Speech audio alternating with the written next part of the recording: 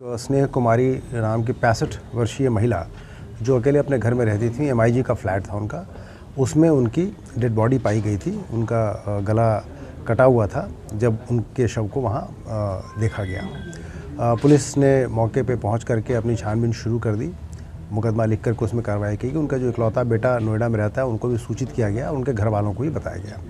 शुरुआत में घटना का मोटिव क्लियर नहीं हो रहा था, वहाँ कोई सामान फैला हुआ था, लेकिन उससे घटना का मोटिव क्लियर नहीं हो पा रहा था। पुलिस ने तमाम पहलुओं पे जांच पड़ताल की और अंततोगत्वा इसमें घटना को अनरावल करते हुए उसके रहस्य उद्घाटन के बाद इसमें 2 व्यक्तियों को गिरफ्तार किया गया है, जिनसे घटना की पूरी जानकारी मिली है। दोनों व्यक्तियों के नाम हैं, एक तो राजा राम पाल है और दूसरा संदीप।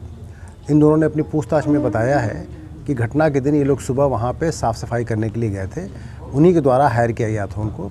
साफ़ सफाई के बाद वो उनके घर में जा कर के उन्होंने उनसे दिहाड़ी भी ली अपनी 400 रुपये की, वहाँ चाय वगैरह भी पी और इसी बीच में राधा रामपाल ने ये देख लिया कि इनके घर में ये अकेली रहती हैं और इनके यहाँ और कोई रहता नहीं है। इसके बाद उन्होंने अपनी योजना बनाई।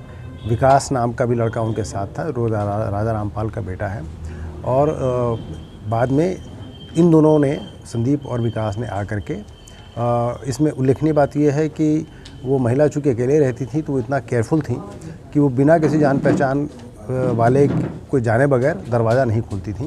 लेकिन चूँकि ये दोनों सुबह ही उनके यहाँ से गए थे, दोबारा जब वो गए इस घटना के इरादे से उनके यहाँ, तो उनकी आवाज़ सुन करके उन्होंने दरवाज़ा खोल दिया और जैसे ही दरवाज़ा खुला ये लोग उनको धक्का दे के अंदर घुसे और गिरा दिया, जिससे वो थोड़ा अचेत हो गई।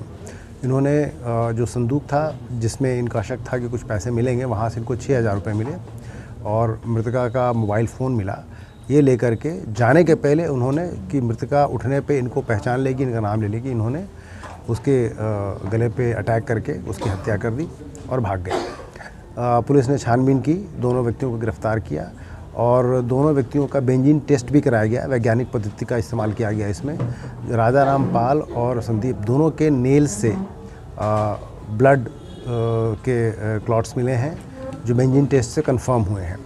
और फिर संदीप की शनाख्त पे